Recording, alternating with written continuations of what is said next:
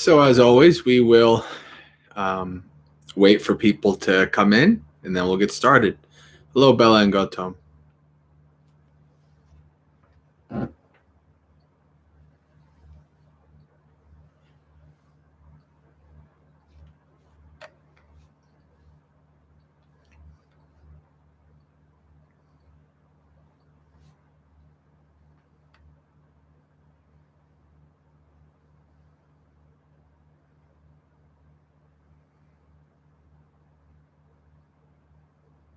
Okay, Jay.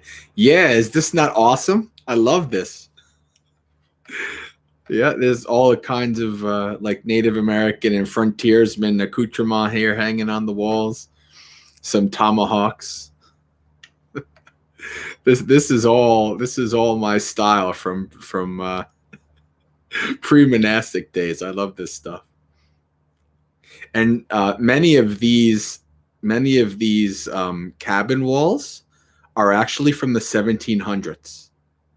So many of this wood, there was a cabin here from the 1700s when my friends, the farmers, got this place, right? And so many of these pieces of wood are hundreds of years old. It's a really cool little farmhouse.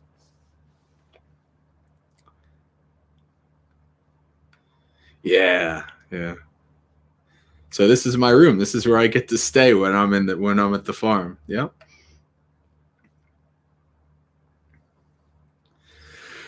All right. Let's see. I think we can do some chanting.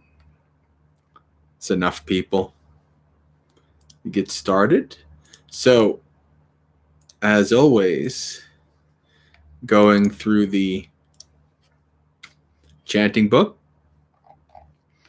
And I think what we're going to do is page 65. I'm going to do some Paticca Samuppada today. I think that's always a very good thing to chant. And this is actually a very easy, simple thing to memorize, right? It's interesting because when I think of Paticca Samuppada, the dependent origination, I have to go through it in the Pali in my head first because I have it so easily memorized in the Pali, right? It's only a couple words, right? As you'll see. Hello, Ethan. So let's get started. Namo tassa bhagavato arahato samma sambuddhassa. Namo tassa bhagavato arahato samma sambuddhassa. Namo tassa bhagavato arahato samma sambuddhassa.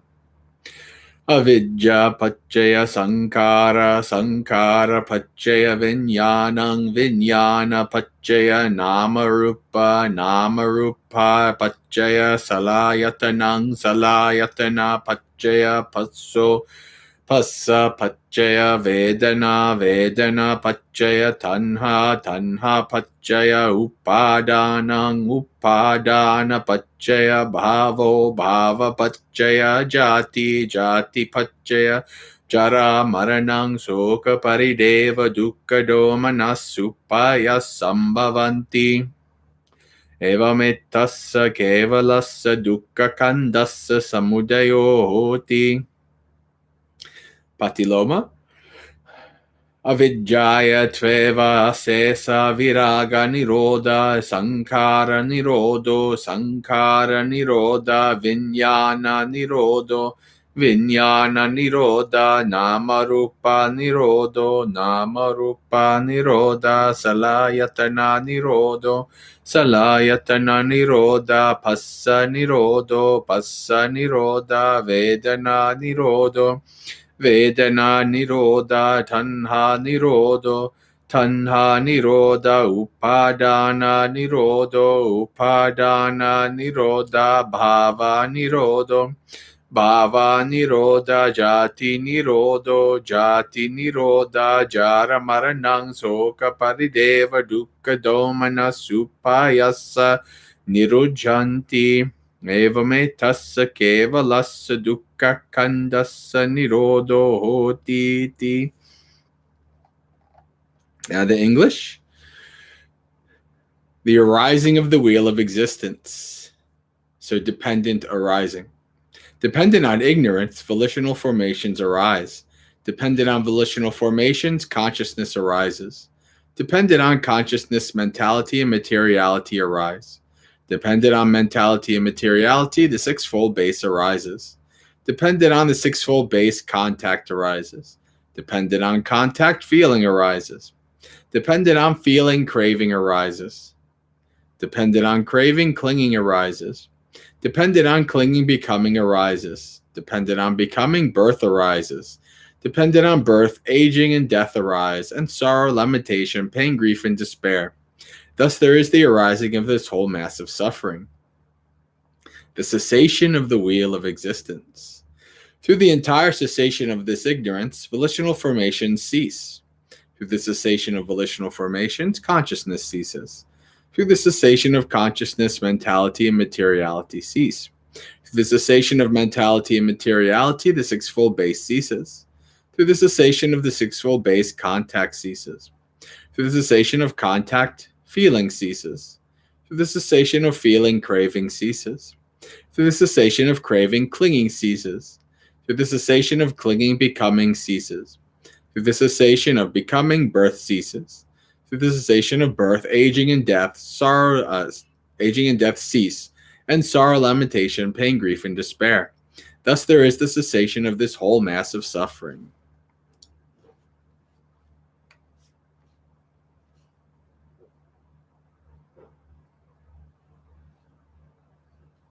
All right. Oh, Douse. Robert, yeah. I used to own swords. I did medieval fighting and things like that. So these kind of things, and I'm actually very good at throwing tomahawks and throwing axes and things like that, which makes me believe that, like the Buddha, I probably was a warrior in my past life, but this life, I'm a monk, so it's good.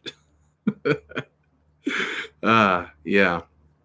So anyway, what I wanted to do was to talk about this, right? This is, everybody always talks about dependent origination, right?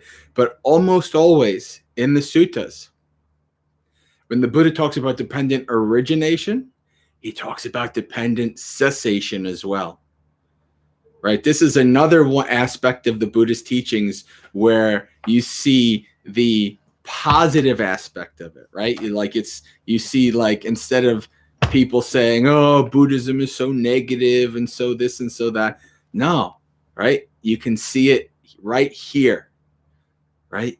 The Buddha lays out how we continue in our existences in dependent origination, but he also shows us that it can cease, right? Ignorance is the linchpin.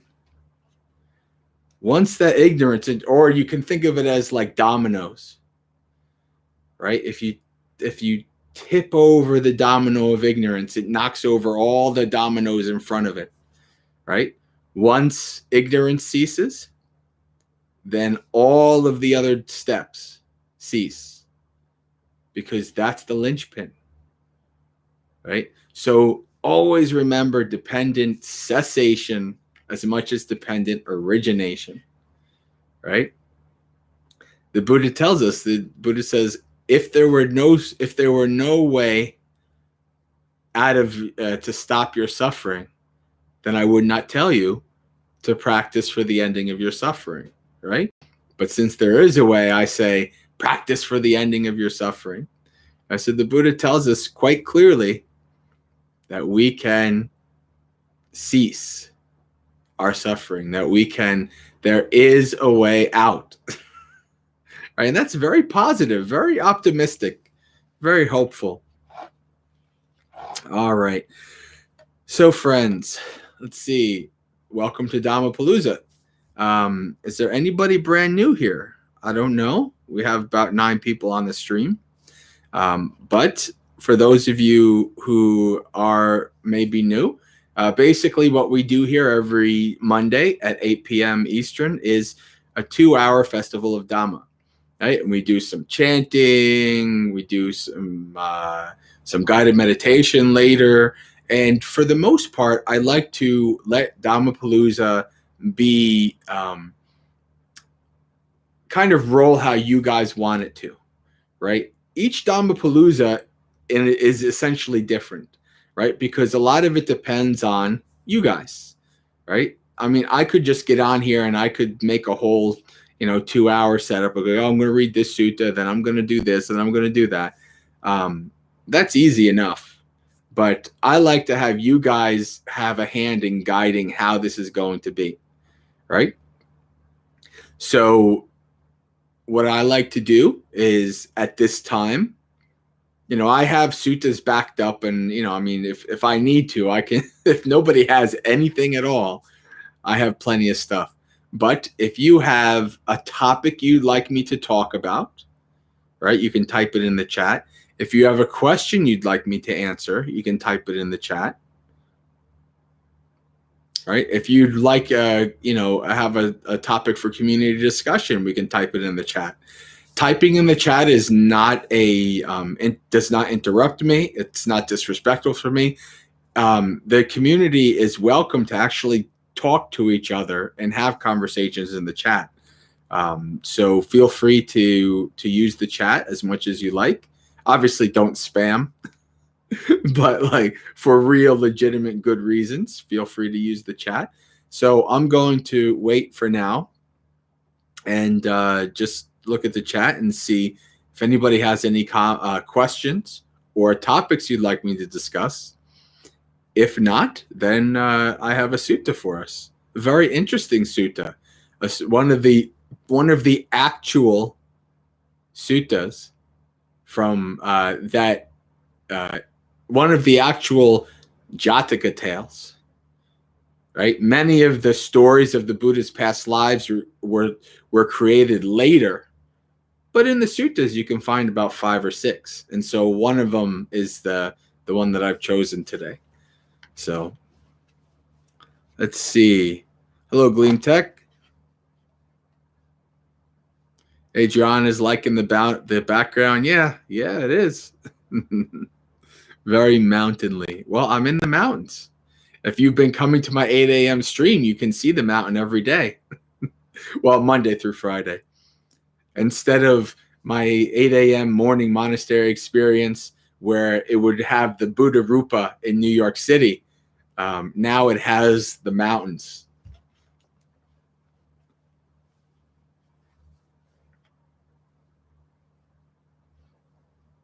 Oh, that's a very good question, KJ.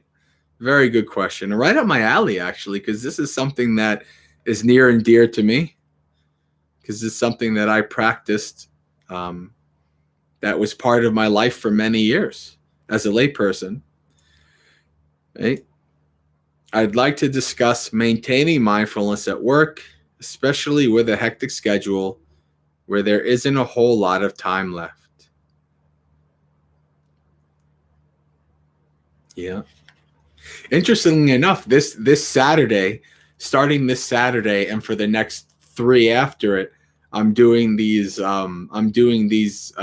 Zoom calls with the 30 CEOs, and I'm going over this whole thing about mindfulness with them. So this is mindfulness at work. I'm going to try to have them do the good thing. We'll see what happens. But so essentially, one of the first things that you need to do is make a vow, change your mindset that mindfulness is all the time. Right? There's no, I practice mindfulness from such and such a time to such and such a time, and then I stop. Right? The first thing to do is have the mindset, the mind state, that mindfulness is all the time as long as I'm awake. Now, that doesn't mean that you're actually going to be mindful as long as you're awake, because only an awakened being can be like that, right? But it's important to set the mindset first, right? if you set the mindset that there is no time that is exempt from mindfulness and no activity that is exempt from mindfulness, right? Then your mind will understand, okay, well, now this is an opportunity for mindfulness. So that's the first step. The mindset that everything, as long as you're awake, is an opportunity for mindfulness. That's very important, right? And what I'll do is, maybe you haven't read my article about the simile of the ember, right? And I'll talk about the simile of the ember. Let me get it up first.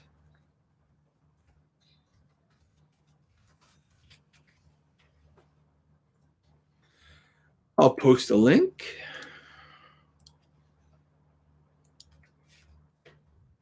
So that's the simile of the ember. So when I was at Bhavana and I was doing retreat coordination, back when pre-COVID days when Bhavana actually had retreats, one of the things that I would talk to people about, I would actually do a mindfulness of eating, and like a little spiel to teach them mindfulness of eating.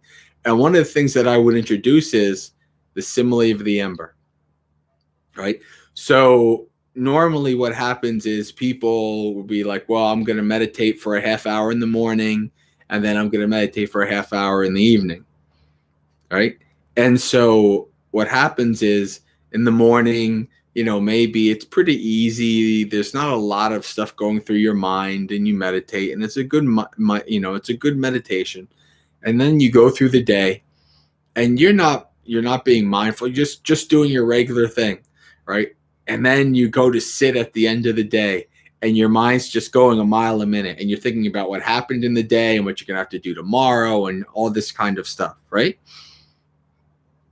So you go through these sessions where you sit for a half hour, and it's only in the last 5 minutes or so where the mind is really started to get nice and calm and peaceful, and then the bell rings, right? Or your phone rings, or whatever it is, right?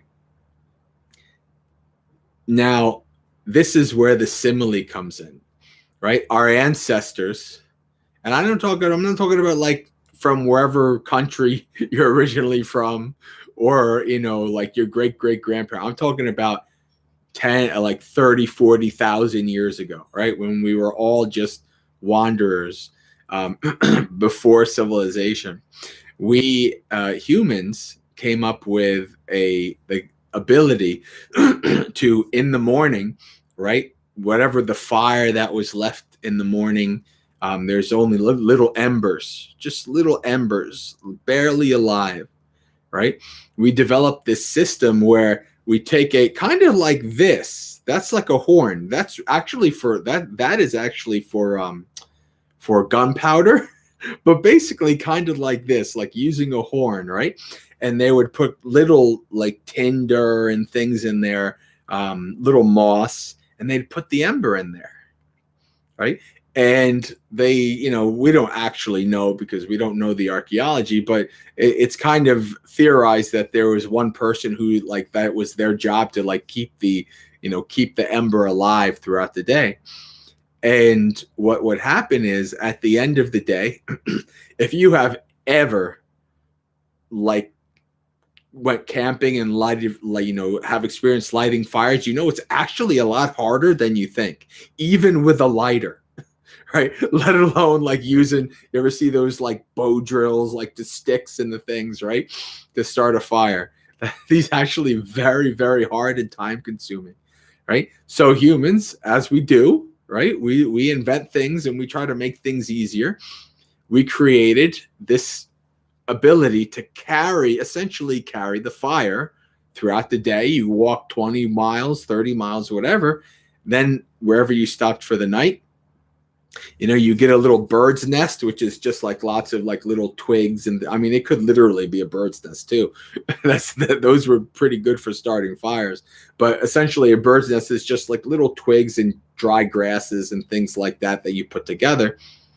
And you put the ember in, and then you blow, and fire comes, right? If you ever seen those like survival shows and things like that, you've seen that. So this simile, the ember is your mindfulness, right? So if you meditate in the morning, when you get up in the morning after your meditation, it's not over. In many ways, it's just begun. Right. So when you get up, you carry the ember of mindfulness. And I've had people like a year or two later say, Bhante, I love the ember. I always carry the ember of mindfulness. It helps me remind me of, being mindful throughout the day. Right.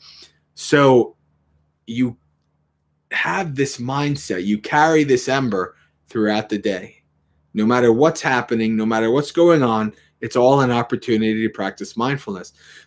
And then when you go and you sit down at the end of the night, guess what? Your mind's not going to have to go through all kinds of junk, right? Because you've been mindful throughout the whole day. You've been mindfully analyzing what's going on, investigating what's going on, understanding what's going on.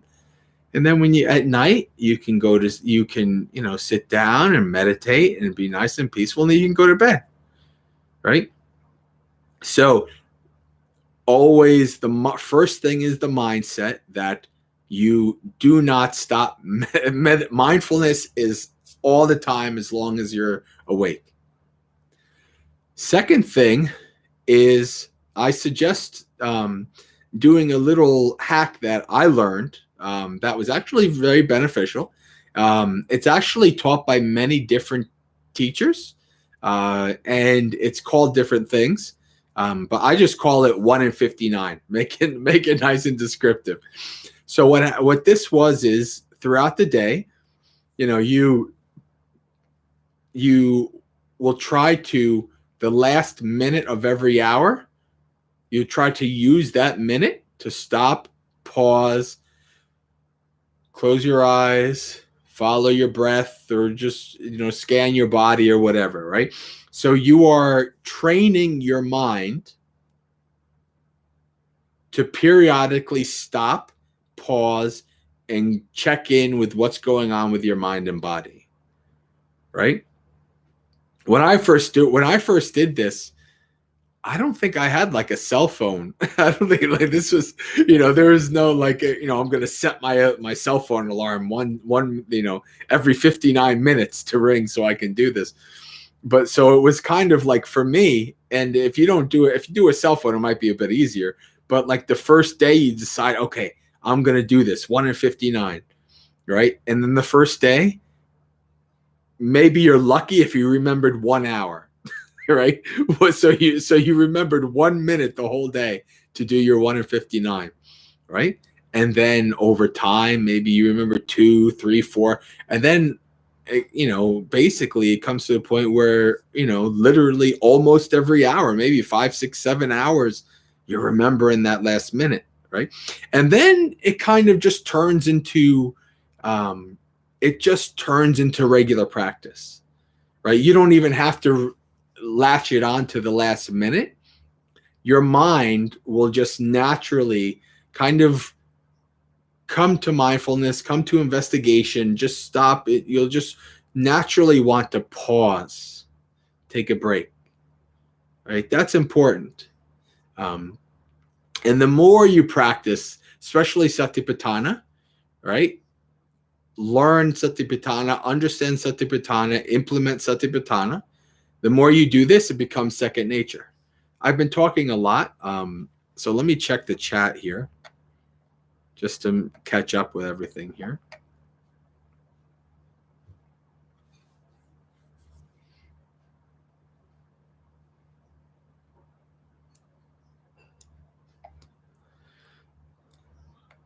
Sierra saw the mountains this morning. Yeah, right.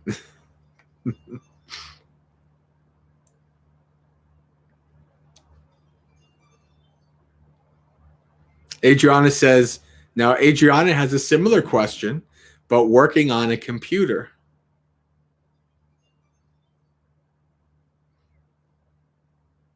See, this is a tough one. So it depends on what you're doing. You know, computers are kind of, they're distraction machines, right? Because you could be like, okay, I have to type this paper, and you're typing and you're typing, and you lose mindfulness like this, and then the next thing you know, you're like going down the Facebook wall, right?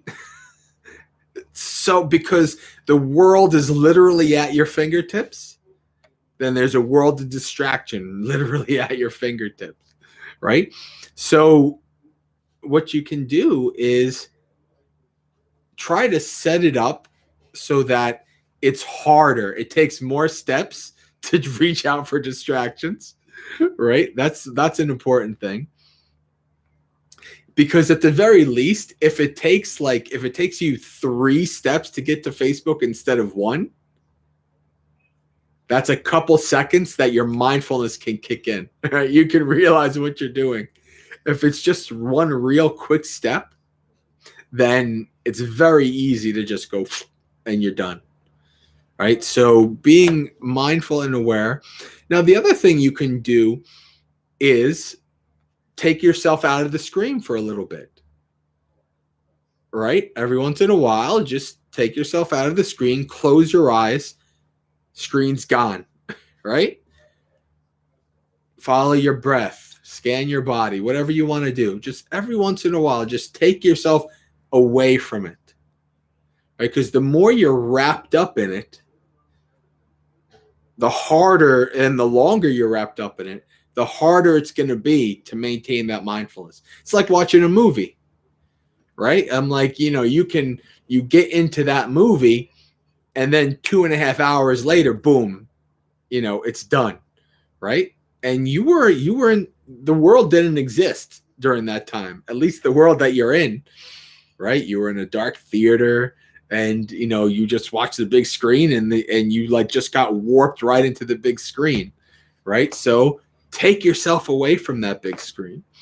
I can remember one of the last times I went to the movies before going to the monastery, and I actually had that experience of, I was really wrapped up in this movie. I was in the screen, and then all of a sudden my mindfulness kicked in, and I came back, and I was watching the movie with mindfulness, and actually it wasn't the same. It was like, yeah, this isn't as interesting to watch the movie this way, right? Like the movies depend on you getting wrapped up in them, or else you just don't have that much interest in it. So screens are dangerous, but they are an opportunity for practice. You just have to figure out different techniques. Like, for another thing, if you are on a screen, you can't do this, unfortunately, on a phone. I wish I could. But so like on my web browser here, my Facebook link goes directly to my notifications or my memories, right? So it's not going to the wall. It's not going to like, okay, now I'm gonna get lost in the wall and I forgot this, and I mean, even maybe in the beginning of the wall there might be a monk posted something and it's interesting, and then it just devolves from there. Right? So you have to learn over time. You learn all these little tricks and tips so that you can more and more skillfully use technology. Not 100%. Very few people are able to really use technology 100% skillfully, but better and better each time.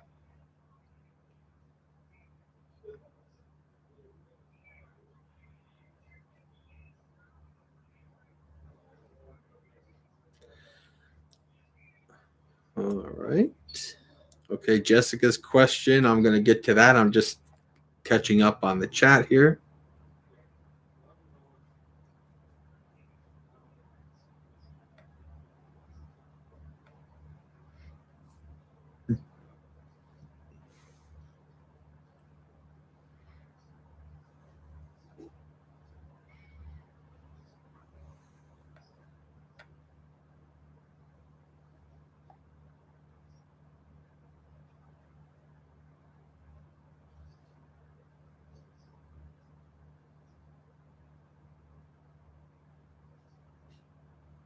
Hey, Ferris Pierre. Welcome. All right. Okay. So I think, okay, good. I can go to Jessica's question. Today, my childhood friend's mother passed. It's interesting because I had the thought, I had the impulse in my mind to do the mindfulness of death chanting, but I decided against it. That was interesting. I probably should have went with it.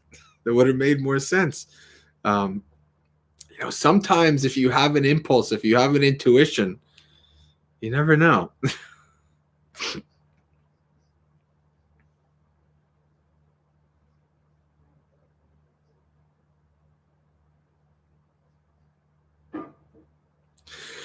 So she's not a Buddhist. Hmm.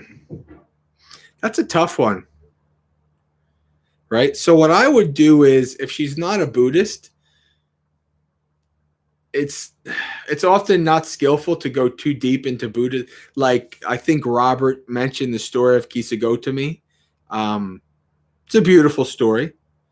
Uh, I don't know. I mean, it might be good to pass along to somebody who's not a Buddhist, but it might not be. I think it would have to depend on how well you know the person.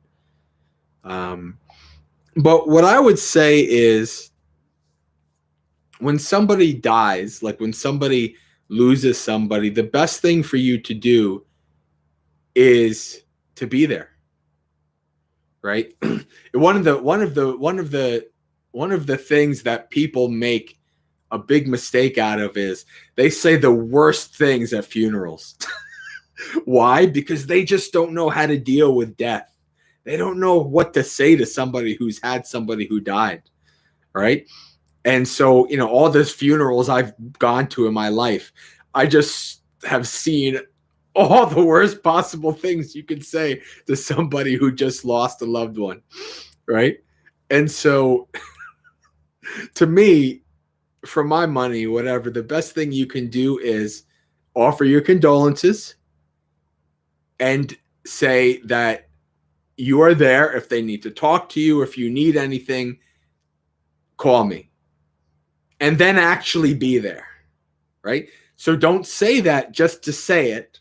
Like if this is a person who's really important and you really do want to support them going through whatever they're going through, then you actually have to back up your words, right?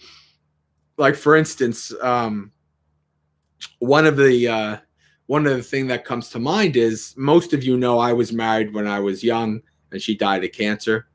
One of my coworkers, God, this was like 10 years later, because I think it's about 5 years ago he lost his wife. Again, they were young, right? So I'm in this position of my coworker just loses his wife to cancer, and I'm like, oh, I've been there. Like, so he knew, like, he knew basically my story, and I said, my story. If you need anything, just to talk, just to for me to listen, right? You know where to find me. Contact me anytime. And he never did, and that's fine.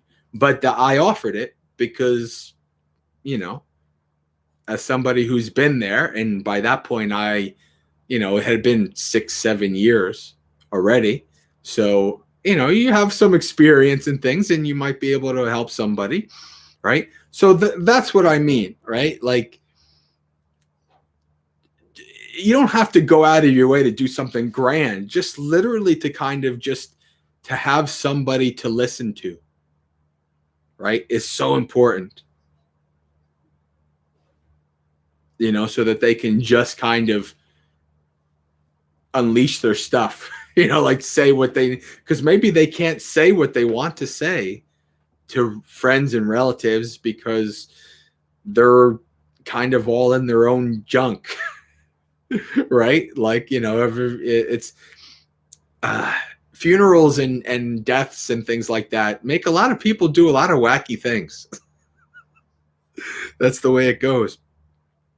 But also important is when somebody loses somebody, I'll tell you from experience, right?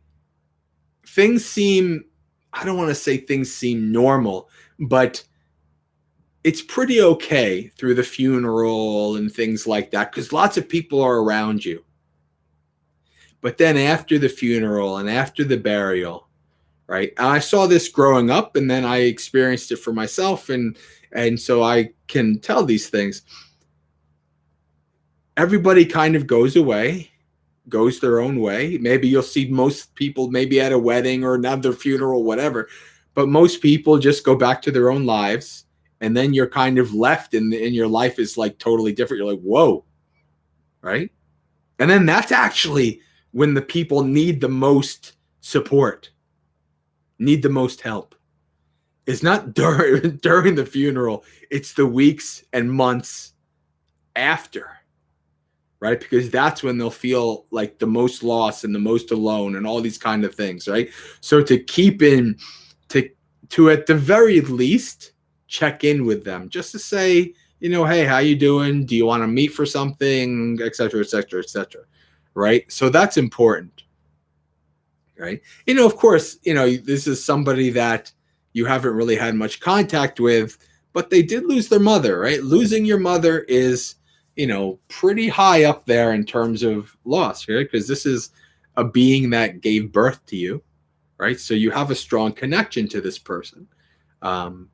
So that's going to be something that your friend is going to be processing for a long time to come.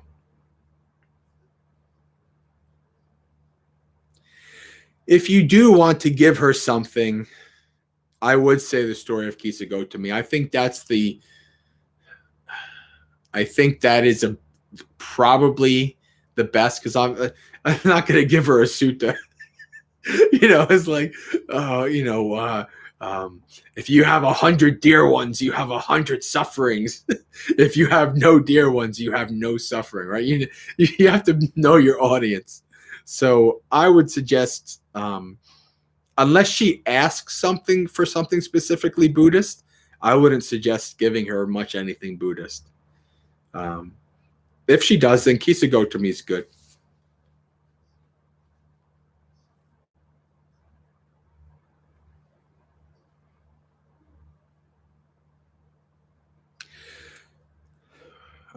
This is shaping up to be the mindfulness chat here, the mindfulness Dhammapalooza, and that's good. It's one of my favorite topics, so it works out well. Speaking of mindfulness, isn't bare awareness kind of mindfulness? I don't know what you mean necessarily by bare awareness. The problem is that people use a lot of different English words, and you don't know where the heck it's coming from. Like, so it has to, if it's rooted in a Pali word, then it makes sense. So when I hear bare awareness, what I can kind of believe, it's probably sampajanya, which is translated as usually as clear awareness. Or Bhante Sujato translates it as situational awareness. So maybe that's what bare awareness is in terms of this question. But this is, is it kind of mindfulness 101? Yes. So sampajanya is actually in Four Foundations of Mindfulness. It's under Kaya Nupassana, the body, right? There's awareness of postures, right? Mindfulness of breathing and awareness of your posture. Are you sitting, standing, lying down, walking, like observing, investigating your posture, knowing your posture? And then there's sampajanya, which is, clearly understanding, being clearly aware of when you're walking, standing, lying down, sitting, going back and forth, stretching, bending and stretching your limbs, eating, going to the bathroom, etc. Right? So this is the two words, the word for mindfulness, sati, and sampajanya, the word for clear awareness, are often one compound word, sati sampajanya, right? Because this is a complicated one. Because essentially, I wouldn't say that they're synonyms, because They are different a little. They are different. They have a little bit different functions, but in many ways they work together as one. Kind of like samatha and vipassana in a way. Those mindsets.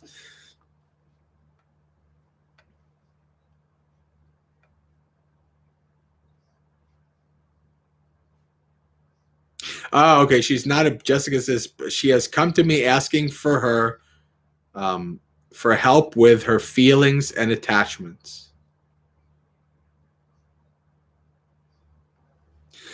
Well, important thing to understand is because you have an attachment, you're going to suffer when that attachment is broken. Right? That's not like supposed to say like, you should, monks are the best because they don't have any attachments. Monks have attachments too, because they're not awakened yet. If they're awakened, then there's no attachments, right?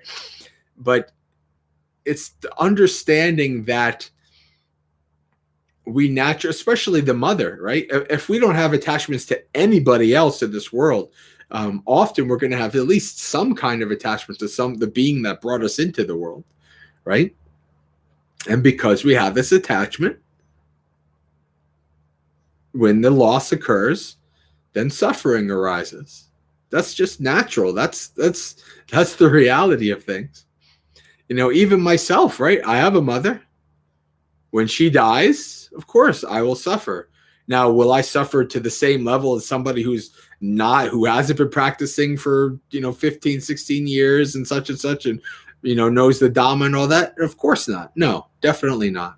But it's sure, I still will suffer. There's no doubt, right? Because there is an attachment. That's the way it goes. So it's okay for her to have attachment. It's also okay. Whatever she's feeling is also okay, right? People grieve and go through their own processes in their own time, in their own way. So let them have whatever their feelings are. Let them have whatever their grieving is. Let it be, right? They shouldn't feel like they have to suppress or force anything. Just watch it. This is actually so important. Right? If you ever have the opportunity to be around when somebody dies, don't run away from it. Be there. It's such an important experience, right? To use that experience as part of your practice, right?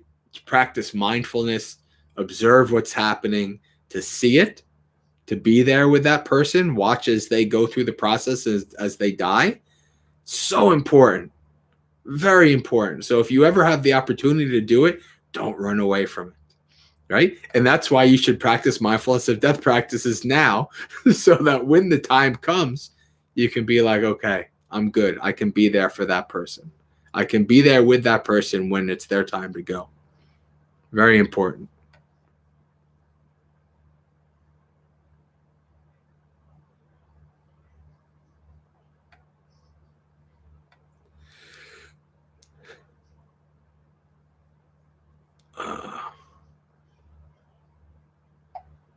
Whoa, the chat just jumped here. Let me. I was reading something, and then all of a sudden I was reading something else. Oh boy. Oh geez. What? Okay, here we go.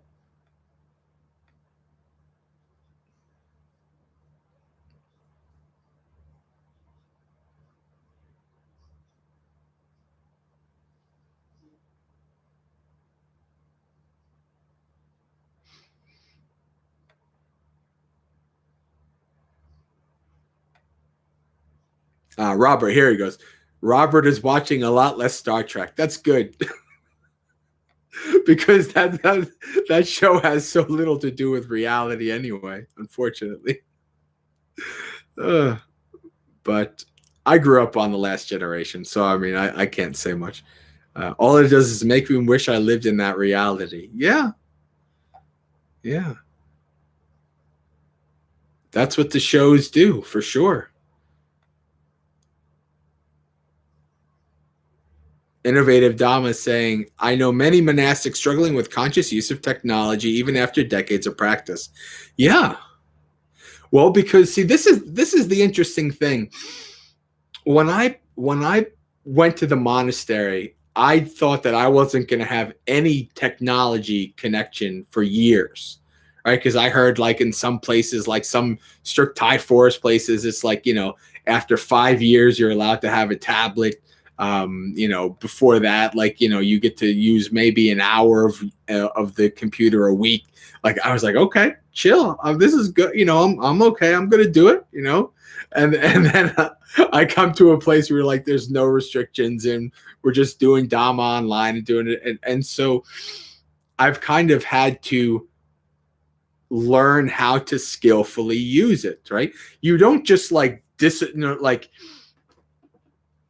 you don't magically learn how to skillfully use something by totally avoiding it, right? You don't just, because like one of the first things I experienced was a Thai forest monastic, right? Who was away from all kinds of technology. And then like, they're like downloading music and doing all kinds of things that like, and I'm like, wait a second, what's going on here? Like I thought this was, and even I've heard other stories of like, like there's this one story I heard of this monk, this Thai forest monk who lived in the jungle for 20 years and then disrobed and got married.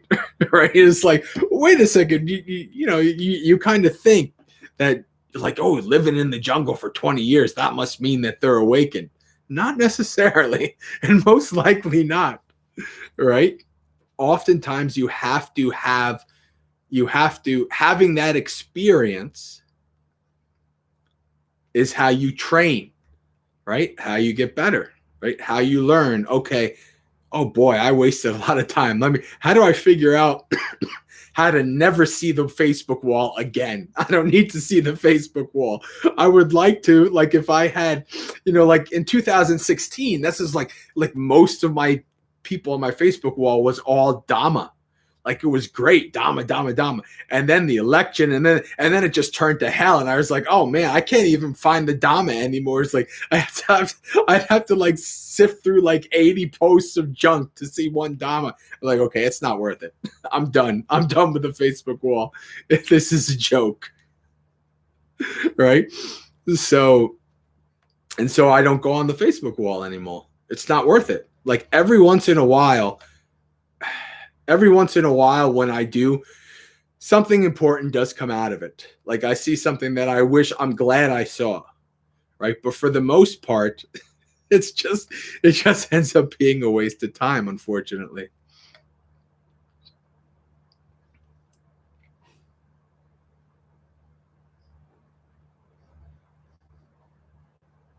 Robert says, never understood the precept against entertainment until I had that realization. Well, entertainment is distraction, right? And if you're trying to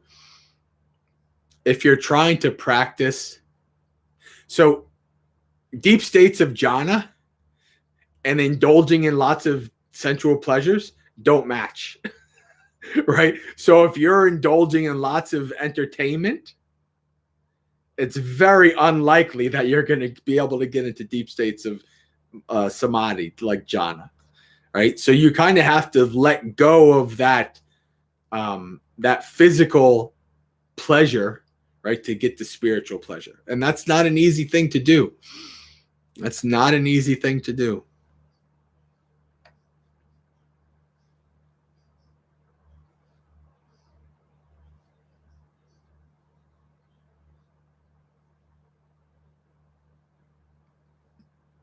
Robert Martin. Yeah, don't say they're in a better place.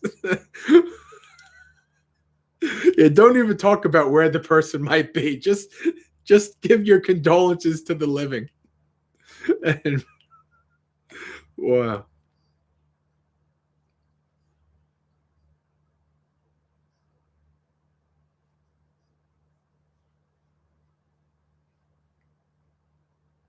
This Sierra confirming that she is developing Nibbida for entertainments. All right, good practitioners on this chat. All right. Amy's asking if she's playing her electronic devices skillfully, or are they playing her?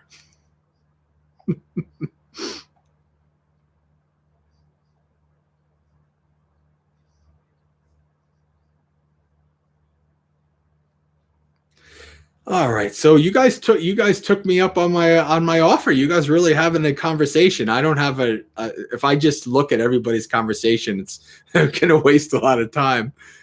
We only have 2 hours, so I'm just gonna skim through some of this.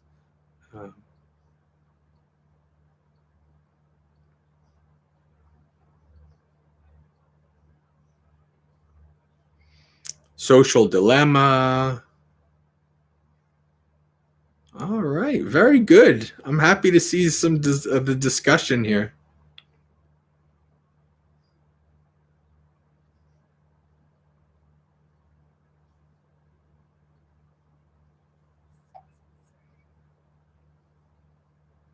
Oh, chat jumped again. Uh, let's see. Daniel saying,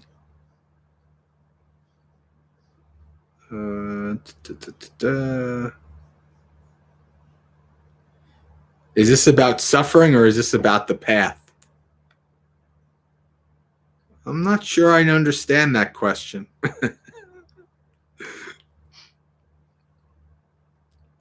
It's technically all about suffering because it's all suffering. Yeah. And suffering is a good impetus for following the path.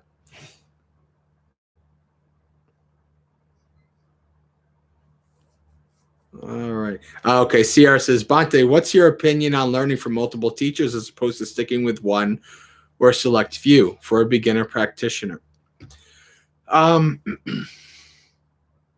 So what I'll say is this. If you have a local place that has a teacher that you like, it's good. Go there and learn from that teacher.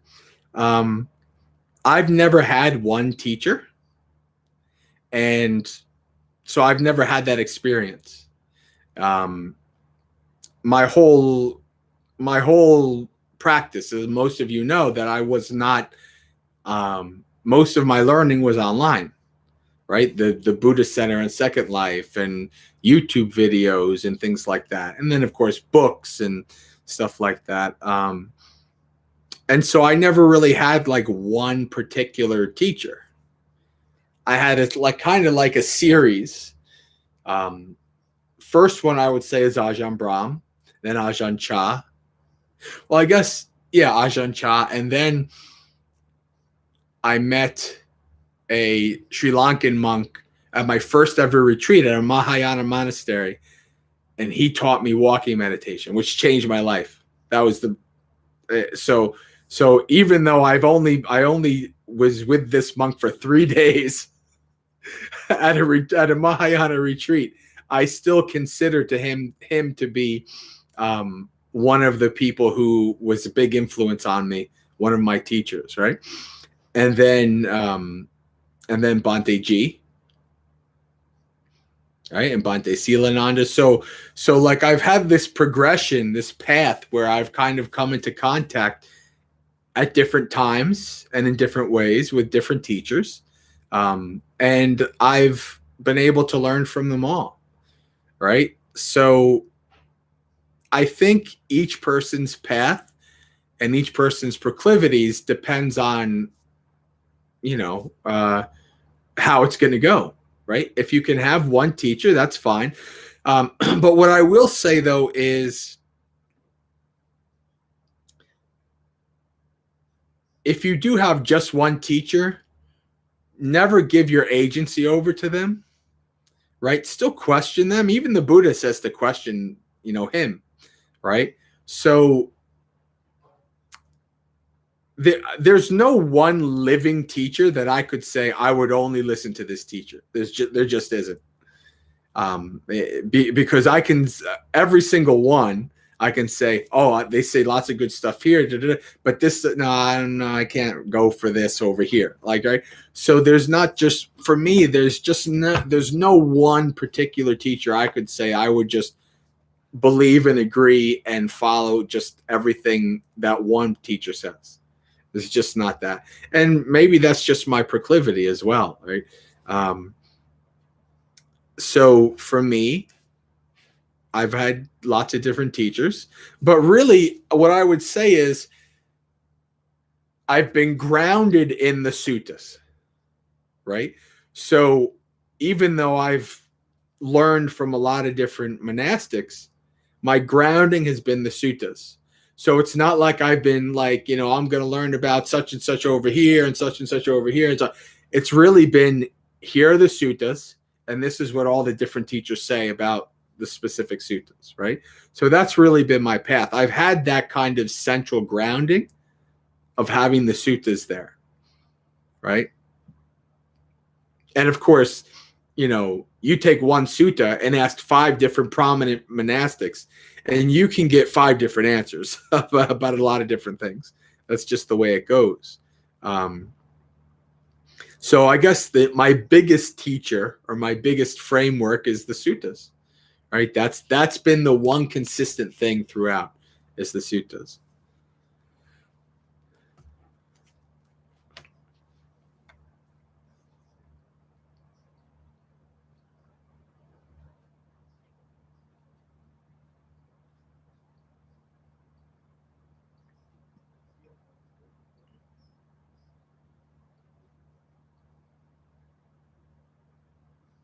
Hey, Hans Scrollo. All right. Good to see you. Okay.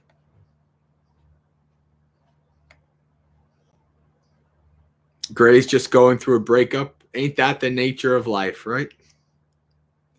You will be separated from everyone and every uh, people, places, and experiences you love. That's the way it goes, right? Hopefully, I'm not sounding heartless, but that's the nature of life, right? The nature of life is separation. So that is a lesson, right? That is something to experience. What is the feeling of separation, right? What are the emotions? What's the roller coaster that you go through? Like the what ifs and the whose fault is what and all that kind of stuff, right? Investigating that.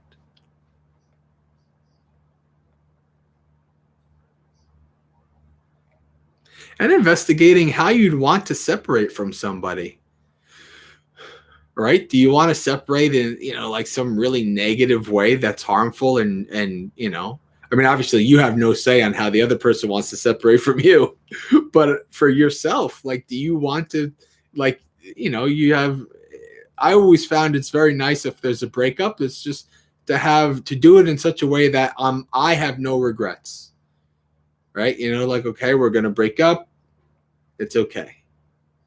Right. I mean, I'm not going to be defensive, yell and curse the person and all that kind of stuff. It doesn't, for me, it never was beneficial. Right. I mean, whether they did it to me or not, that's up to them. But I just didn't want to have any regrets when a relationship, and that not romantic or otherwise, friends, whatever, that, it goes. And how I want to end it as skillfully as possible.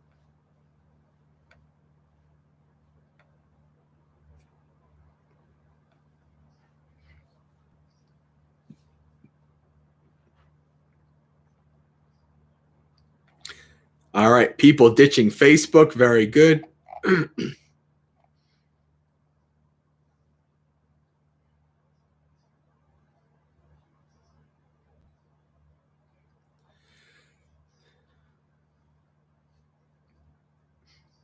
I barely used Facebook until I had a photography business. And then I used Facebook. And then I became a monk and I used Facebook.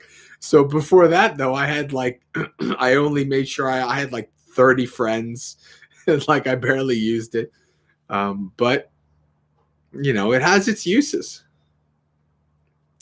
People see what I post on there, right? And they appreciate it. Sometimes they really like that, of all the craziness on their wall, here comes a monk saying some good things that they can, think about and investigate.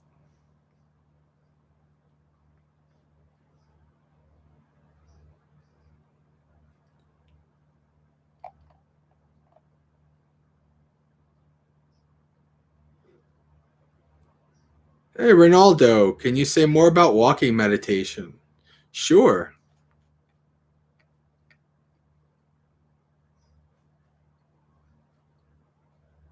Robert,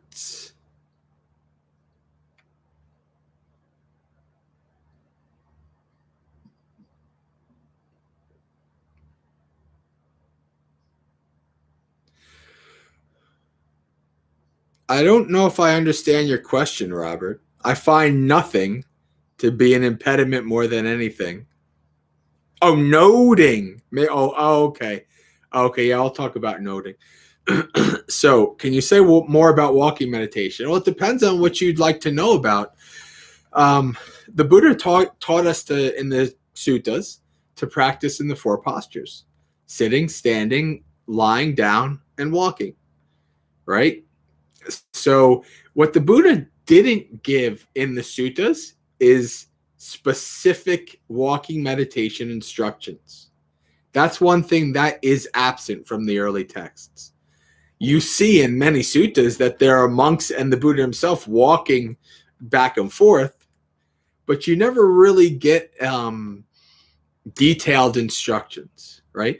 So with walking meditation, in many ways, the sky's the limit, because even within Theravada, even within one country of Theravada, you'll get 20 different, monastics that teach walking meditation 20 different ways, right? There's literally, I've actually started like, I've had the idea of writing a walking meditation book for all the different traditions. And like, so for many years, I've been collecting, like if I meet somebody and they're like, oh, you have a new way of walking meditation?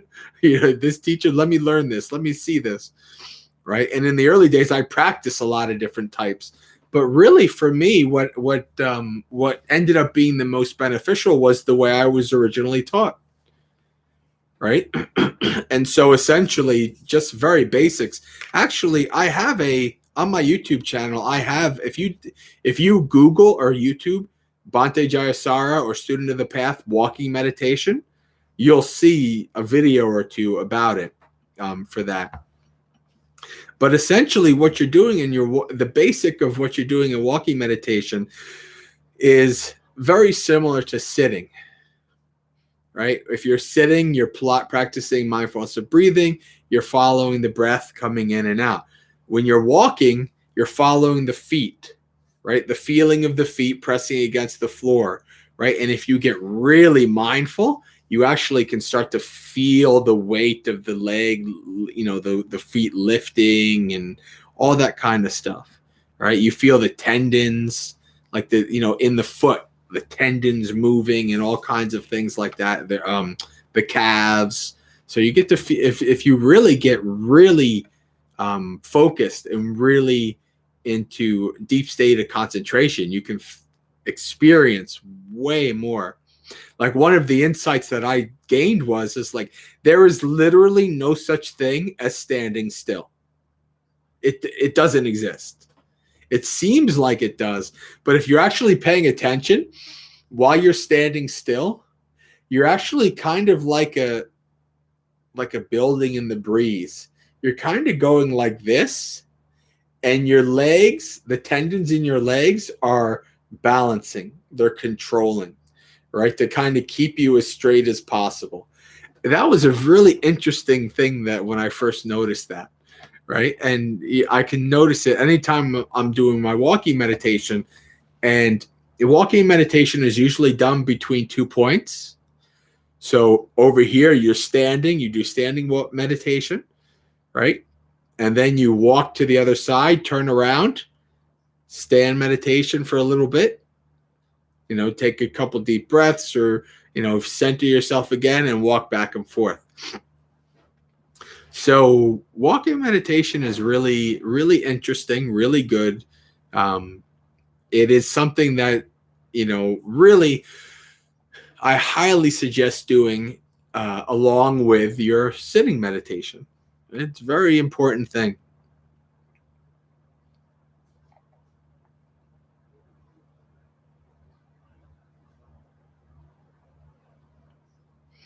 Robert says, okay, now Robert's talking about noting, the question I came to before. noting is not in the suttas. So noting is something that, as far as I know, comes from the Burmese tradition.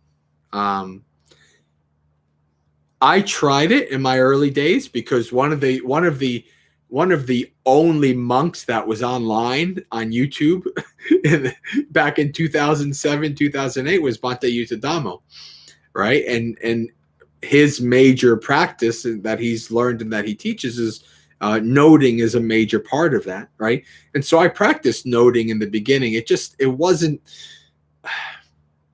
never worked out. I never liked it, to be honest with you. And so I don't teach it. I haven't practiced it beyond just a little bit many years ago, and I don't teach it. It's not something that you really see in the early texts, so it's just not my thing. And if it's not helping you and you've really given it a shot, not like I tried it for a weekend and then that's it. Like if you've really practiced it and it's not helping you, then it's okay. Let it go. You know how many types of walking meditation, sitting meditation that I've tried in 16 years of practice? A lot, right? And so I've kind of refined what I do. It's like in the beginning, it's like a triangle, right? In the beginning, it's really wide. There's lots of stuff. But as you practice, as you get more skilled, as you get more wise, what you're doing is less and less and less and less, right? Because you've tried it all and you know what works and you know what doesn't. And so then you do what works.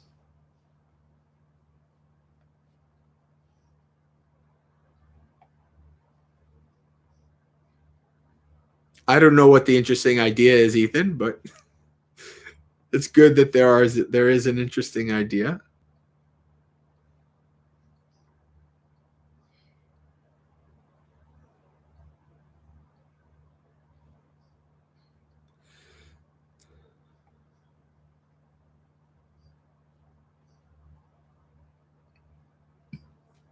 Robert is talking about one of my favorite things, an American Nikaya.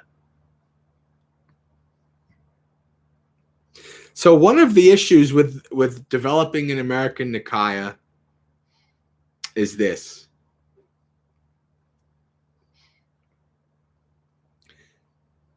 The people who are converts to Buddhism need to do a couple things, right, for this to work.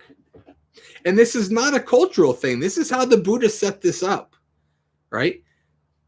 The lay people who convert to Buddhism need to really understand the purpose of dana and the purpose of monastics, right? A large part of how Buddhism is evolving in the West, in America, is this kind of, what do they call it, Protestant, like where they decided they don't need priests, right? But monks aren't priests. It's a very different setup, right?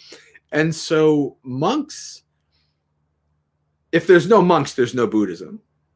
And if there's no lay people, there's no Buddhism, right? The Buddha set up the fourfold assembly of monastics and lay people, right? So I think it's important that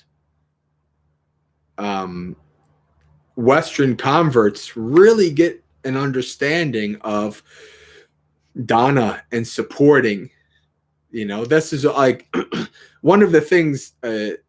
Some of you are on the Sangha, the Discord Sangha, Students of the Path Discord, and this Sangha has been going for 5 years, and lots of good sutta. People know their suttas. People are strong meditators and such. But I realized, like maybe about 6-7 years ago, I was like 6-7 months ago, I realized we're not practicing dana. We're not really doing the full practice. And so I started, as a monk, I can't say, I can't do it, but I started encouraging, and then they started like, oh, we're going to, a monastic needs our support. We're going to, see if we can get, a donation together, etc. Right. So when it comes to stuff like that, you need you need money to support my monastics. That does, whether you're buying the food, the clothing, the medicine or the shelter, or you're giving them, giving that's part of what it is, like whatever the is. So in that regard, it's there, right? In that regard, there's always going to be some kind of money involved. But I'm assuming, Robert, what you're talking about is like a lot of lay teachers who charge for Dhamma, or a lot of kind of lay focused places that you have to pay to go to a retreat and stuff like that. And I get that. It is a hard thing. In a way, it takes faith to totally go donation free, or donation only, right? That you will never charge for anything and you will survive only on donations. That takes a lot of faith. It's a leap. It's a big leap of faith to do that, right? So most people are not going to do that, right? Where you will see that done is the tradition, right? So Buddhist monks, for the most part, monks are never going to charge, right? There are some places where, maybe they don't have a lot of support. So like if you want to, go live there, maybe you have to pay a little bit, or, stuff like that. So it's not 100%, but for the most part, with monastics, the things are free. And that's how I want it. Everything I will ever do will be totally free. Right? Now, if I'm invited to go to a place, I have no say if they charge, right? But anything that I am in charge of will always be free. Any books I write, always be free, right? And if like a big publisher like Wisdom Publications wants to have some kind of, I'm gonna make sure that there's some kind of things in there like, okay, well, if you want to sell it because you have to print it, okay. But if it's an ebook or whatever, people can just have it for free. That kind of stuff. The Dhamma should be free. It just should. It should always be free. And even like, people who are kind of more like on the activist end, they'll be like, the Dhamma in America is only for rich people because you have to pay. And I'm like, yeah, I agree. It should always be free. Like, of course, if you are going to spend like $2,000 for a week at something, you better bet if I'm spending $2,000 for a week at a place, I bet you better bet there's going to be a maid and I'm going to have this and such and such and such and such, like some of these places, right? If I'm spending that kind of money, but if it's free, like at Bhavana, like the kutis, some of them have mold and things. I mean, it's like if you go to Bhavana, you see that it's not a rich place, right? But almost nobody ever complains. People understand, oh, wow, I'm getting this free place. I'm staying here for a week and I'm listening to all this wonderful Dhamma from these monks and I'm living.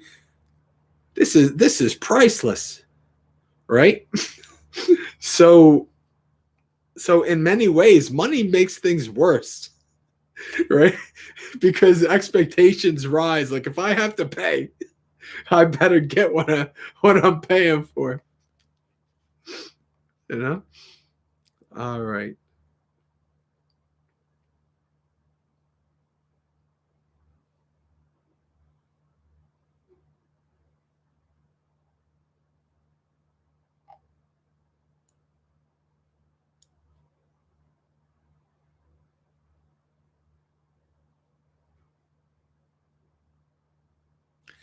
All right, Adriana sent the email. If somebody who wants to go to the channel.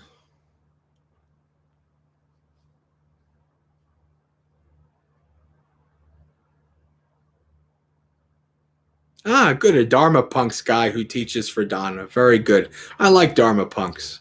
I've always liked at Bhavana, some of the Dharma Punks people from New York would come.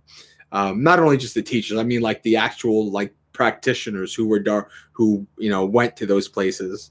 I like that kind of like tough Dhamma because I feel that I agree with that because it's not easy.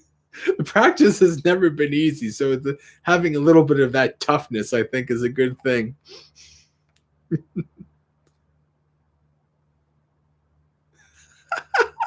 Adriana says $2,000. I better be guaranteed stream entry by the last day. I love it. We have to save that quote. We have to use that every time we hear of a retreat. That's what we're gonna say. I better get stream entry by the last day.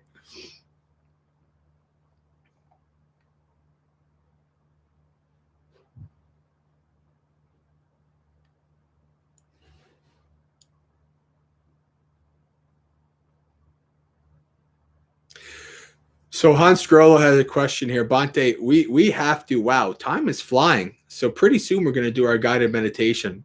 But we have another about 13 minutes to answer questions. Very lively group in the chat today. I like it. Very good. A good community chat here. Do I have any advice on reducing anxiety? Yeah. Practice Dhamma. Han, you're a serious practitioner. You should know these things. No, but in all honesty, it depends on what we're talking about when we're talking about anxiety, right? If this is like a clinical, serious anxiety kind of a thing, then maybe some kind of therapeutic intervention is needed as well as your practice, right? Maybe you need to see a therapist about something. Maybe you need to, take some kind of course. Course of like therapeutic intervention, like a cognitive behavioral or etc. So maybe that's something that needs to be done. Otherwise, what I would say is investigating that anxiety, right? Observing when, why, how it arises, observing how it changes, observing how your mind is during anxiety, like what's the state of your mind, the general tone, the thoughts that arise, how does your body react to anxiety? Really kind of use it as an investigative tool, right? Use Satipatthana on it. And that usually will kind of help separate you from that anxiety, right? When you become the investigator, the anxiety is not as impactful on you. It becomes something that is happening within your experience that you are now investigating, right? As opposed to, I'm full of anxiety, right? It is now something that's in your experience that you're investigating, right?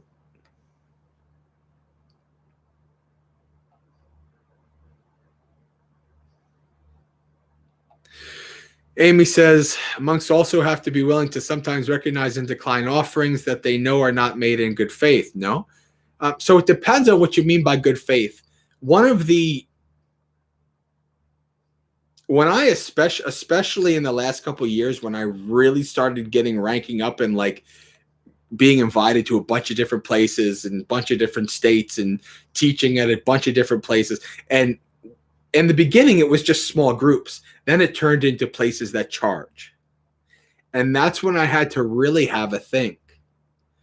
Like I really had to think as like, should I in principle just not go to a place if it charges?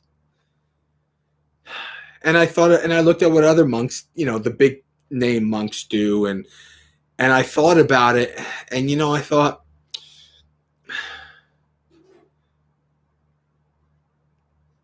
to myself,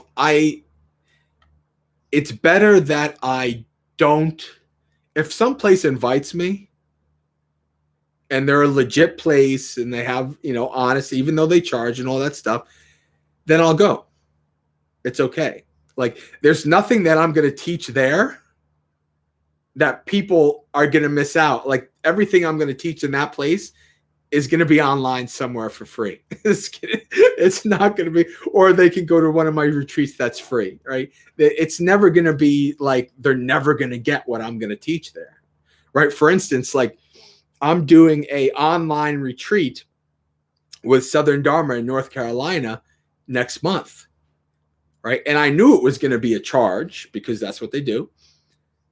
But then they're like, oh, okay, here's the link. Now send it to people, send it to your supporters. Maybe they want to be a part of it. And when I saw what the price tag was, I was like, I'm not posting this. There's no way.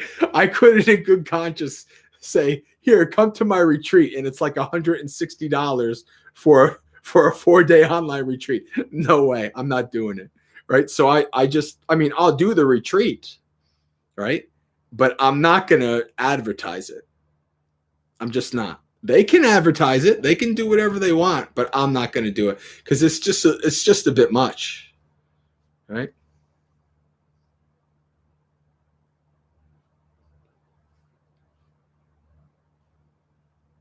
So if it isn't a legitimate place that charges, I'll go and I'll do it. Right.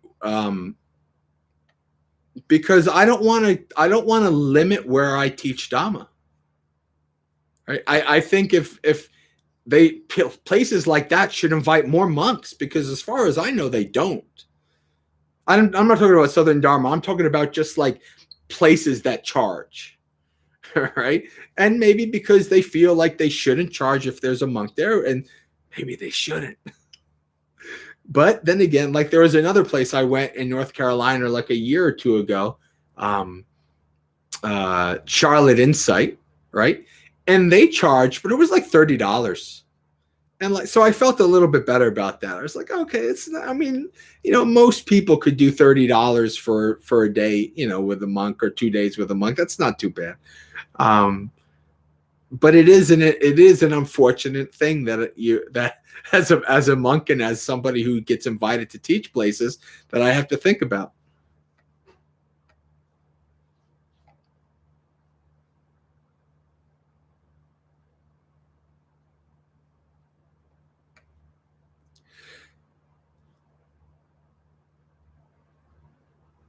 Stream entry or your money back. John, actually, Bhante G calls stream entry a money back guarantee. Right? Because once you become a stream enter, then you're guaranteed for awakening, right? So that's what he says. He says, if you become a stream enter, money back guarantee. You'll never want to give it back. Right. The DP lineage teachers feel more, I don't know, legit. I don't know what DP is. Oh, Dharma Punks. Yeah, Nova Lines Books, and when in my early days, when I was investigating lots of things, I actually watched Dharma Punk's videos, and I was like, okay, let's see. This guy, supposedly he knows the suttas. Let me see. And his videos, he was talking about the suttas, and I was like, okay, not bad. Like I don't consider, I'm not going to consider him like a main teacher of mine, because I pretty much have always been biased towards the monks. But still, I'm happy that this guy is teaching from the suttas, and it doesn't seem too wacky, too crazy. So, good. No, I'm not going to 11. Frankly, I'm surprised that I'm as awake as I am, because today was a big, today's a harvest day, so it was a big work day. And I was kind of tired before the stream, but this is what happens with Dhamma, right? When you share Dhamma with people, you get lots of energy. And then as soon as the stream ends, I'm going to crash hard. The Dhamma flows through me, and then it flows out. It goes away. All right.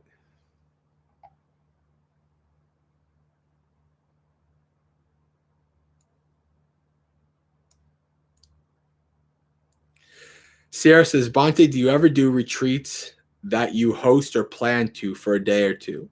Well,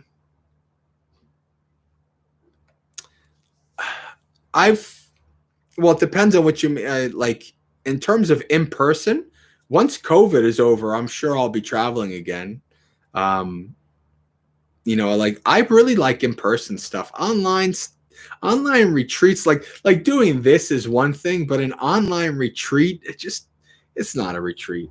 You can kind of sort of seclude yourself at home, but it's not the same. An online retreat is just not the same as a real retreat. It's just not. I mean, like it's funny, like with this retreat next week, next month, they're like, maybe you should be in the stream with them, because I was like, okay, meditate. Now Dhamma talked to it, doing the schedule, and they're like, oh, they should want you to be in the stream. I'm like, I have to be in the stream with them all the time they're meditating. They should have their eyes closed and be meditating. As a matter of fact, don't even be on the stream. Go outside. Go meditate outside. Go. You don't have to be at the screen with everybody on the Zoom and everybody's, with their eyes like this. Go outside and meditate. You don't need to be with, all together. But that's just me too, I guess. But no, so yeah, I don't know. I mean, obviously,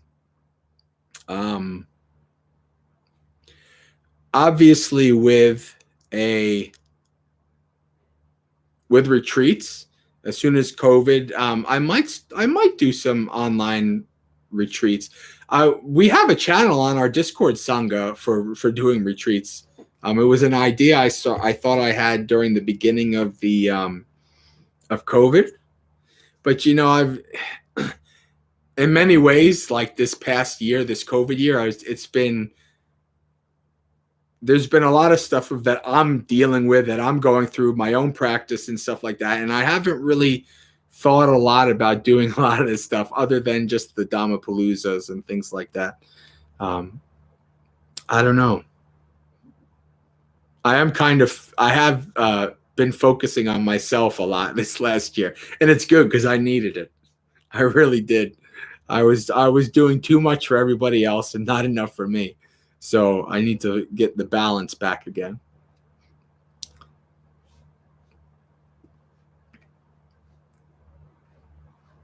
I bet a traditionalist would not be a fan of Dharma punks. They have Buddha Rupas with mohawks.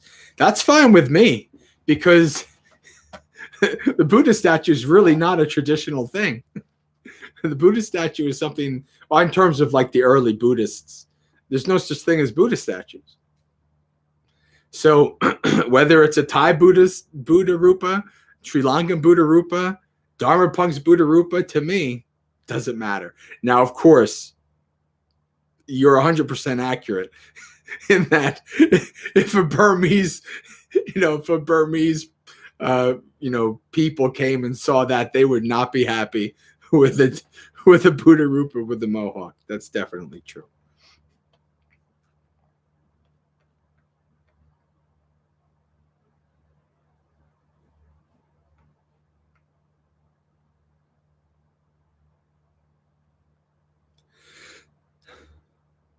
Yes, Sierra. Unfortunately, you started to know me like after all the craziness I was doing.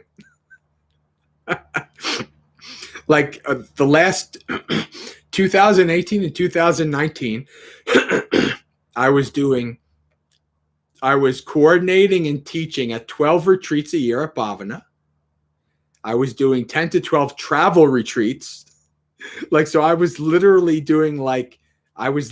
traveling at least one weekend a year to some state or somewhere. And it was crazy. It was just too much. And 2020, actually, I was supposed to not do that. I was supposed to go spend a lot of times in different monasteries. But COVID hit. So one way or the other. All right, it's time for guided meditation.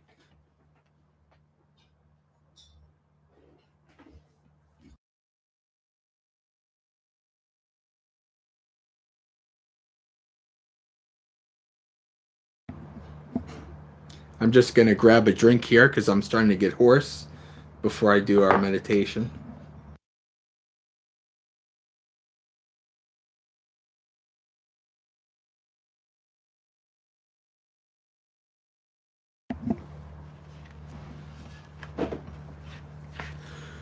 So close your eyes. Set yourself up in whatever posture is comfortable for you.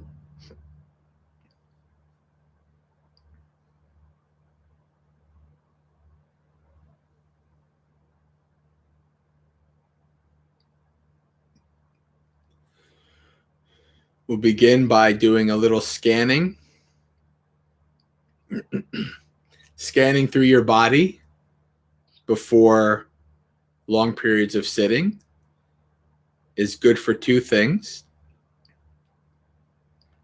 The first, it allows you to set your body up in a comfortable and stable position that will cause less pain and discomfort over time. The second is that it allows you to gradually move from the external to the internal. Instead of jumping directly into a subtle breath, we take some time bringing our awareness to our body, which will start to bring our focus away from outside towards this body and mind. So bring your awareness to your feet.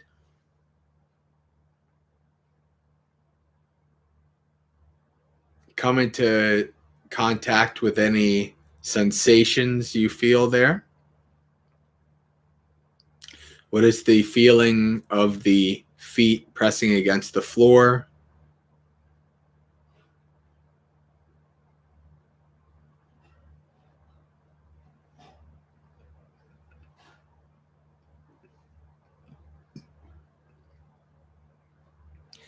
As we scan through the different body parts,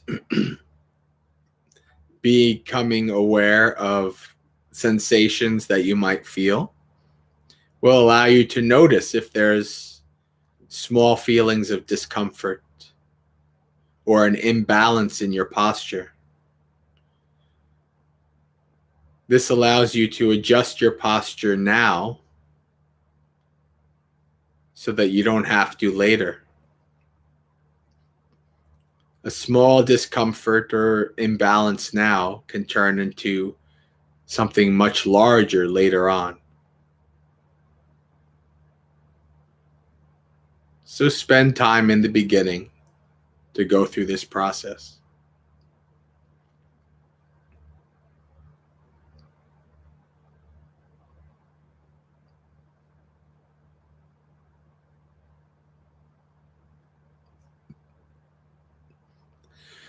Bring your awareness up through your ankles to your calves.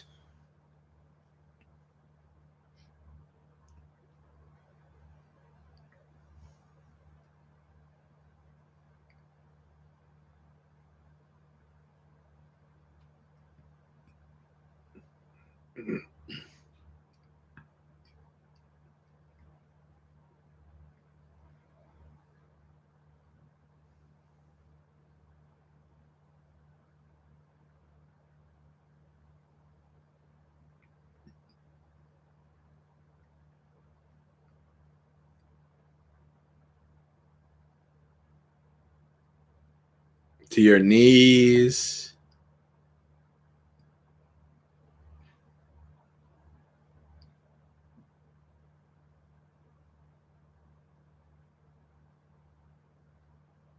your thighs. What is the feeling of the thighs pressing against the chair or the cushion?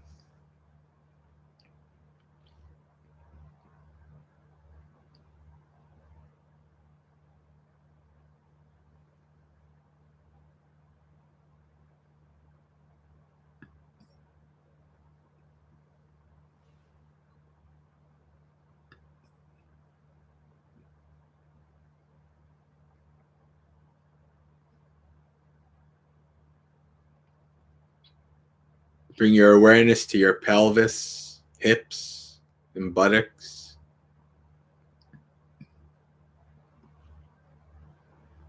Check to see that your pelvis is in a position that supports the posture of your upper body. If you're sitting on a cushion, check to see that your buttocks is evenly distributed on the cushion.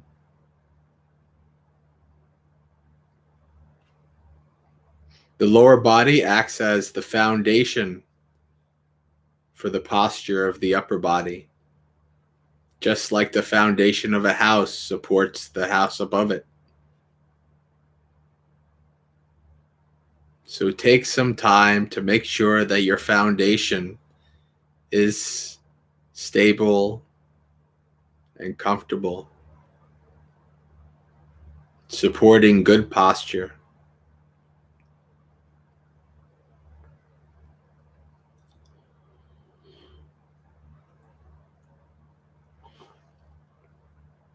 The position of your pelvis might cause the spine, your upper body, to lean or to slouch.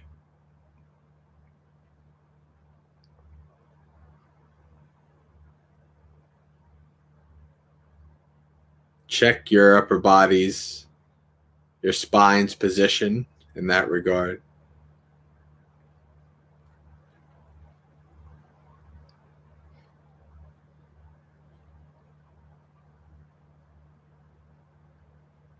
Move up through the abdomen and the chest.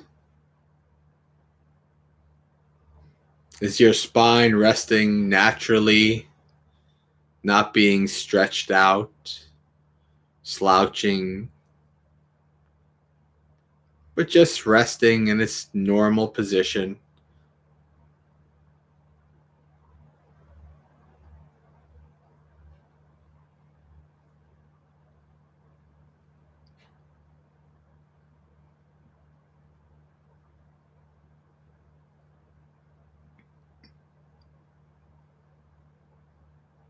Bring your awareness to your shoulders. Check and make sure that they are hanging loosely, not scrunched up and tight.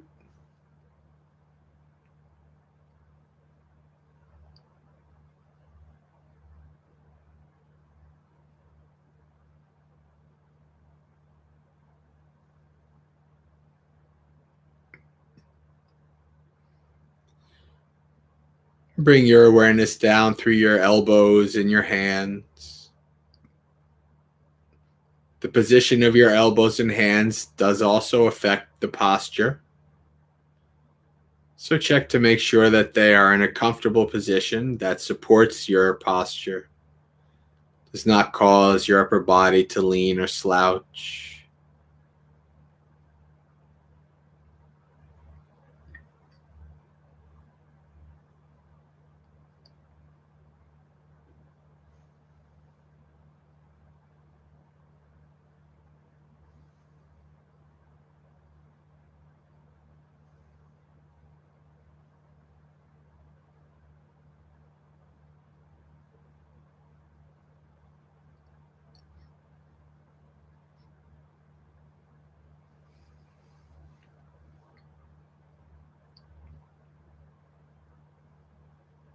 And bring your awareness up to your head. Just as the upper body rests on the foundation of the lower, so too does the head rest on the foundation of the upper body. If the spine is in its normal position, then the head should just rest comfortably, chin parallel to the floor, not slouching or leaning this way or that.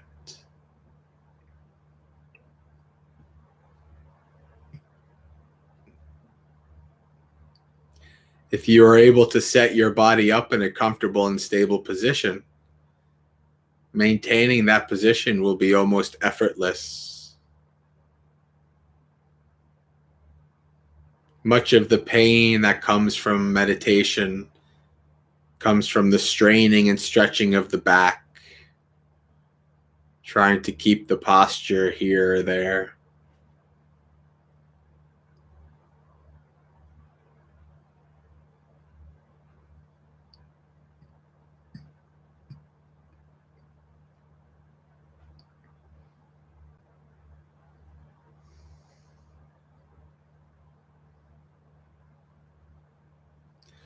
And once you're done setting up the body in a comfortable and stable position, let go of the body and take 3 deep breaths.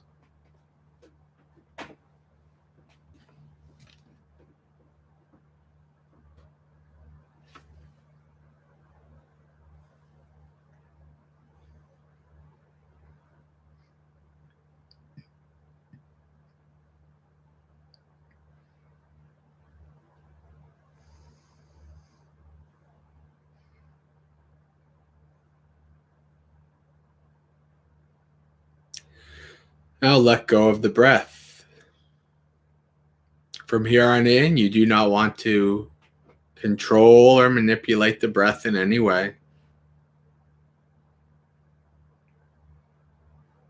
This body has been breathing from the moment you were born and will continue to do so until the second you die.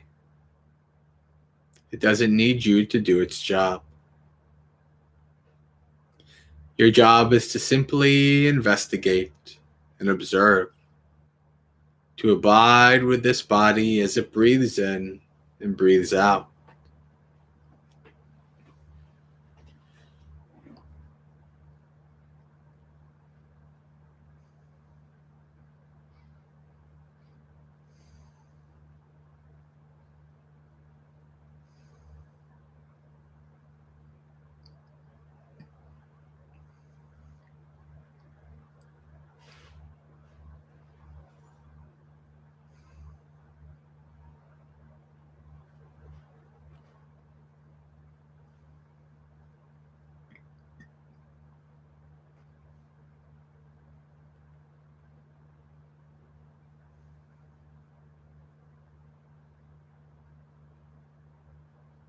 Friends, we come to this meditation with many responsibilities, worries and burdens, work and school, friends, family, all kinds of things that will come to our mind from the past, present, or future. For the time of this meditation, let us practice laying down the burden, letting go. Just as the mighty Atlas holds the world on his shoulders, so too do we each hold our world on our shoulders, a heavy burden. Lay down our worlds for the time of this meditation. There'll be time to pick it up again later. Lay down your burdens and follow the breath. The breath is our home.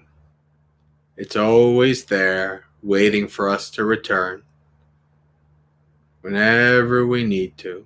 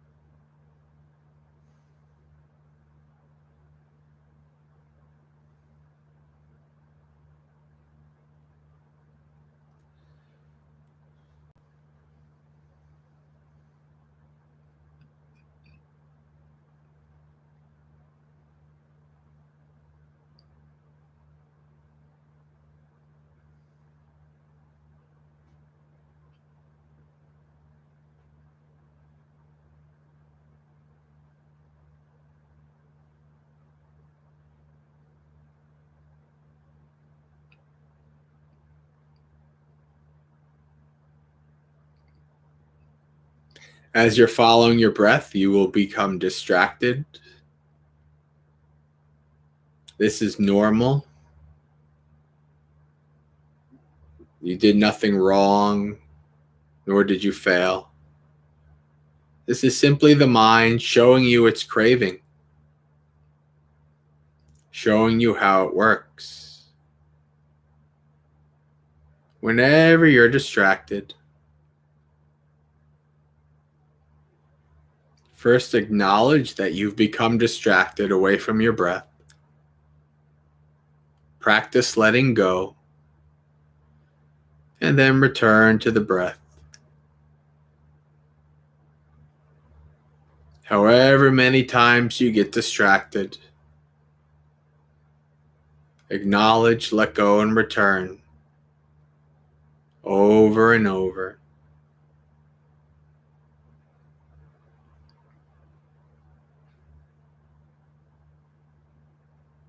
Try not to get agitated and try to push the distraction away.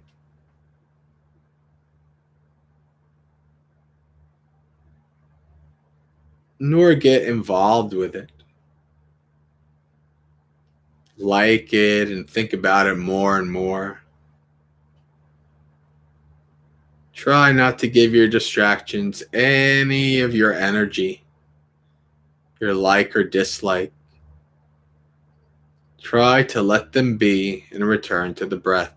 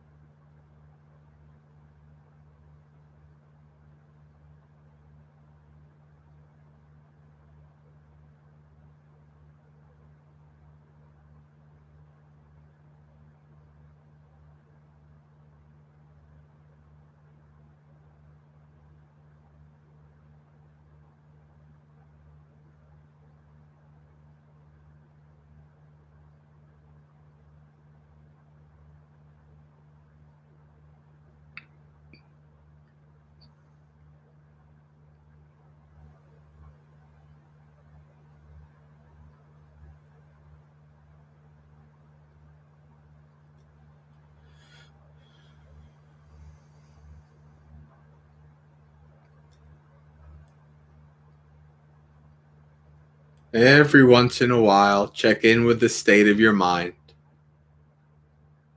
Is your mind becoming more tranquil and peaceful or not?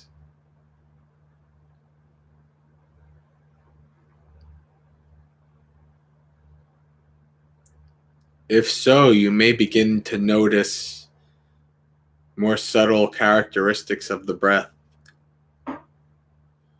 Like sometimes the breath is long and deep, sometimes short and shallow.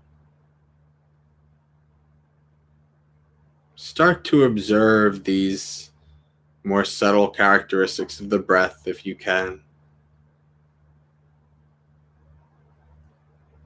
Observe how the breath is changing.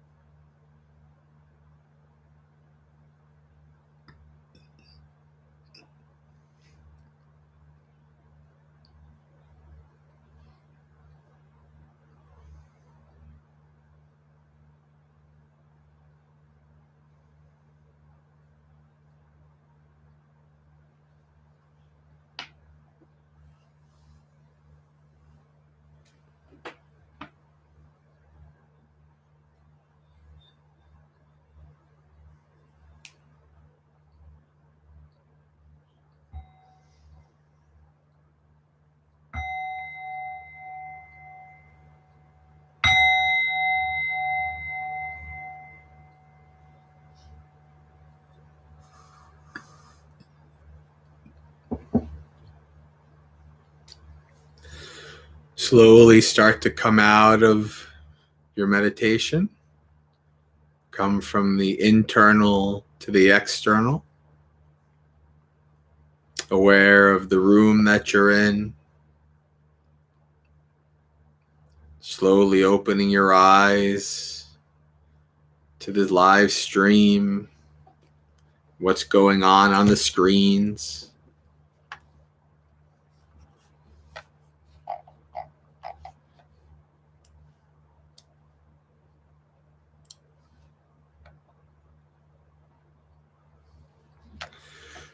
All right, friends. So we have a couple minutes left. We'll do our housekeeping and then our sharing of merits. There's a few of us left. About 7. So that might be, maybe everybody here is already part. We went lower, but then we also went higher. It changed a little bit during the meditation. It's quite interesting. But anyway, so yeah, Adriana put the link to anybody who might be interested in joining our online Sangha. We are, it is an early Buddhist text-based Sangha. So if you're interested in kind of learning about the framework of the early texts, the Nikayas, then you can come on and practice and learn from us, with us. Yesterday, Sunday is our penultimate event on the server. We do Suttas Monday, where we come together as a community and read a sutta. So we did that. We have Aya Sudama, a bhikkhuni, or ordained female monastic, who's on there with us. So you're welcome to join that. In terms of this channel, the way things are going right now, Monday through Friday, every morning, 8:30 a.m. Eastern, you have a view of the mountains as we do our morning monastery experience, some precepts, some chanting, and then a small Dhamma talk, a thought of the day. And that's pretty much what I do on the channel. If you subscribe and click the little bell thing, then you can get information when I do a video. You can also check out maggaseka.org, which is my website. I also post everything I do there, if I make a new video, etc., all that stuff. So I think we're good. I think we can do our sharing of merits.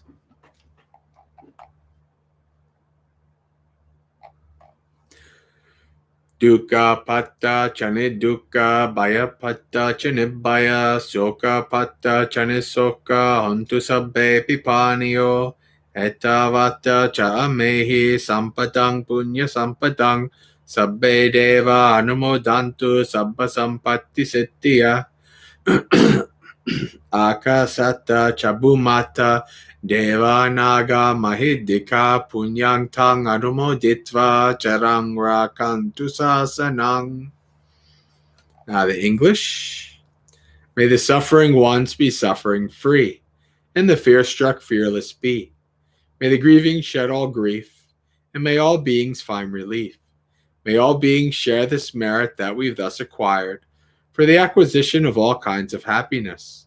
May beings inhabiting space and earth, devas, nagas, and yakas of mighty power, share this merit of ours. May they long protect the Buddha's dispensation. Sadhu, sadhu, sadhu.